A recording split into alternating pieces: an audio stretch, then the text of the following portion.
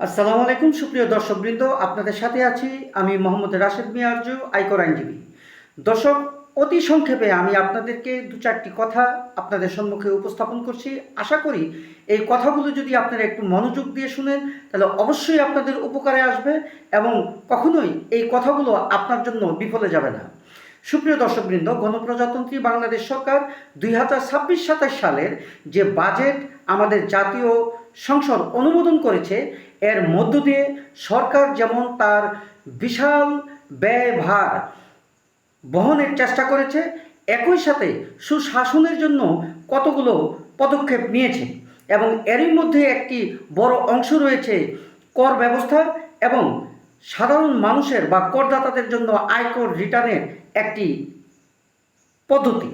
সুপ্রিয় দর্শকবৃন্দ, এই যে সরকারের এই বাজেট এবং যে এই ফিসক্যাল ল বা ফাইন্যান্সিয়াল অ্যাক্ট, এই নিয়ে জনসাধারণের মধ্যে মিশ্র প্রতিক্রিয়া রয়েছে এবং তা থাকবেই। কিন্তু আপনি আপনার কষ্টার্জিত আয় এবং আপনার তিলে তিলে তৈরি করা সম্পদের কী ব্যবস্থা নিচ্ছেন নিরাপদ হেফাজতের জন্য, তার সঠিক সিদ্ধান্ত কেবলমাত্র আপনাকেই নিতে হবে। সরকার যে আইনি ফ্রেম দিয়েছে তার মধ্যেই আপনাকে খুঁজে নিতে হবে আপনার জন্য সর্বোৎকৃষ্ট যে পদ্ধতি বা ব্যবস্থা রয়েছে সেটি।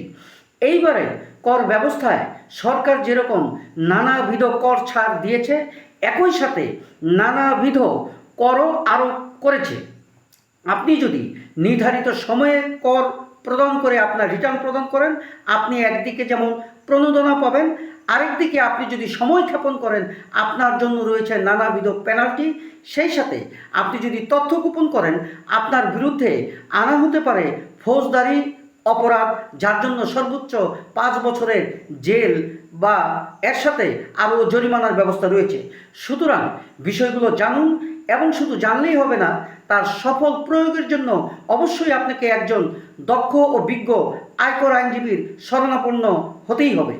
এবং আপনি যদি আপনার রিটার্নের সঠিক ব্যবস্থা গ্রহণ করার নিজেকে উপযুক্ত মনে করেন, তাহলে আপনি আপনার মতো করে আপনার ব্যবস্থা নেবেন। কিন্তু কোনো অবস্থাতেই আনাড়ি, অদক্ষ সাধারণ কম্পিউটারের দোকানে আপনার রিটার্ন করে আপনি নিজের ক্ষতি ও নিজের ঝুঁকি ডেকে আনবেন না। আশা করি আমার এই কথাগুলো আপনাদের জন্য অবশ্যই উপকার আনবে এবং যদি সঠিক মনে করেন, আশা করি আইন ওই কথাগুলো আপনারা অত্যন্ত গুরুত্বের সাথে প্রয়োগ ও ফলো করবেন। আসসালামু আলাইকুম, ধন্যবাদ।